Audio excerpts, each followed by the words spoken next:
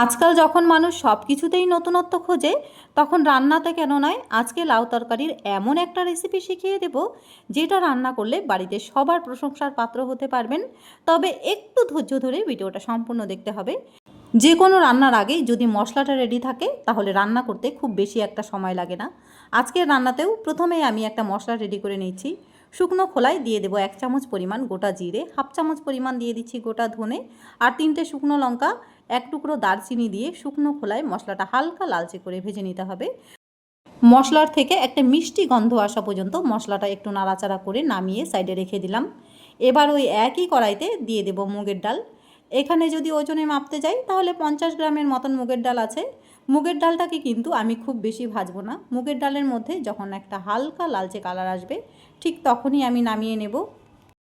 আমি এখানে 4-5 মুঠো মতন মুগের ডাল নিয়েছি। আপনারা বাড়ির সদস্য বুঝে ডালটা দিয়ে নেবেন। ডাল যখন ভাজা হয়ে যাবে তখন এখানে আমি 3 গ্লাসের মতন জল অ্যাড করে নেব।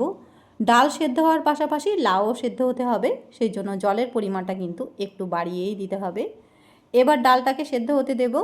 ডালের যখন প্রথম পলক আসবে তখন আমি ডালের উপর থেকে ফেনাটা ফেলে দিচ্ছি।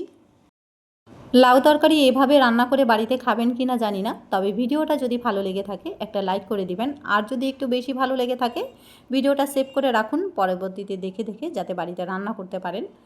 ডালটা সেদ্ধ করার সময় পারলে একটু ঢাকা দিয়ে দেবেন, এতে করে গ্যাস বাঁচবে। আমি কিন্তু সাইডে একটু ঢাকা দিয়ে রেখেছিলাম, ভিডিওতে সম্পূর্ণ দেখানো সম্ভব হয় না। আর দেখুন ডালটা কথা বলতে বলতে এদিকে সেদ্ধ হয়ে গেছে। হাফ সেদ্ধ যখন হয়ে যাবে ঠিক এই সময় ওপর থেকে লাউয়ের টুকরোগুলো দিয়ে নেব।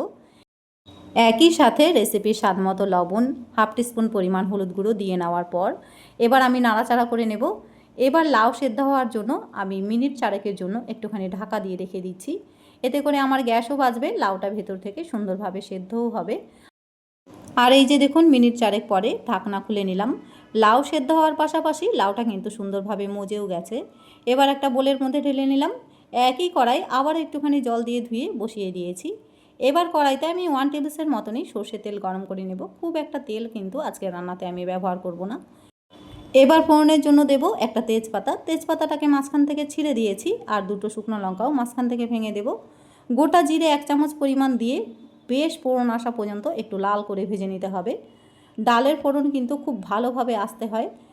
ডালের ফোড়নটা যত ভালোভাবে দেবেন ডালের টেস্ট কিন্তু ততটাই বেশি আসবে। আমি ফোড়নটাকে বেশ ভালো করে ভেজে নিয়ে এবার ডালটাকে ঢেলে নিলাম। লাউ ডাল ঢেলে নেওয়ার পর এবার বেশ মজিয়ে ফুটিয়ে নেব। যখন তরকারিটা নামিয়ে নেওয়ার পালা ঠিক সেই সময় প্রথমেই যে মশলাটা আমি ভেজে নিয়েছিলাম সেই মশলাটা গুঁড়ো করে দিয়ে দিলাম, আর সাথে 2টো কাঁচা লঙ্কা চেরাও দেব। এবার দিয়ে দিচ্ছি বেশ খানিকটা কোরানো নারকেল। নারকেল কোরানোটা দিয়ে নেওয়ার পর এইবার তরকারিটা বেশ মজিয়ে আর জমিয়ে রান্না করে নামিয়ে নিতে হবে। সব পুরনো পদ্ধতি পাল্টে ফেলে লাউ রান্নার সম্পূর্ণ একটা নতুন রেসিপি আপনাদের সঙ্গে শেয়ার করলাম। আমি আশা করব ভিডিওটা আপনাদের কাছে ভালো লাগবে। ভালো লেগে থাকলে অবশ্যই ভিডিওতে একটা লাইক আর চ্যানেলটাকে সাবস্ক্রাইব করে আমার পাশে থাকতে ভুলবেন না। আজকের মতন আমি এখানেই বিদায় নেব।